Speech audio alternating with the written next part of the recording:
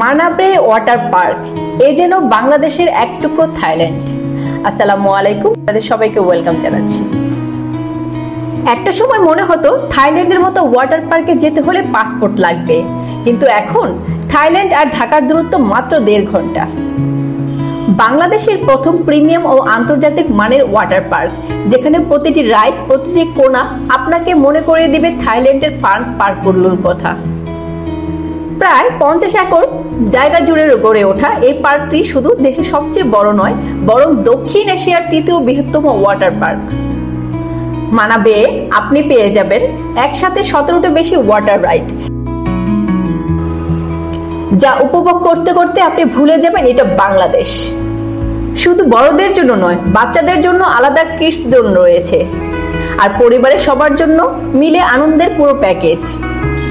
আপনি চাইলেই বিশ্রাম নিতে পারেন আরামদায়ক ক্যাবিনায়, আর খিদে পেলে রয়েছে নানা রকম খাবারের আয়োজন।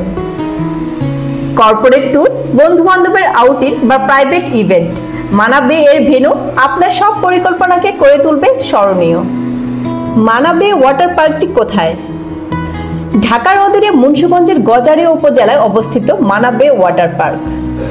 এটি ঢাকা থেকে মাত্র 1.5 ঘন্টার পথ, তাই উইকেন্ড প্ল্যান করতে আর ভাবনা কিসের। প্রতিদিন সকাল 10টা থেকে সন্ধ্যা 6টা পর্যন্ত খোলা থাকে। টিকিট প্রাইস আর অফার জানতে চোখ রাখুন তাদের অফিসিয়াল পেজে।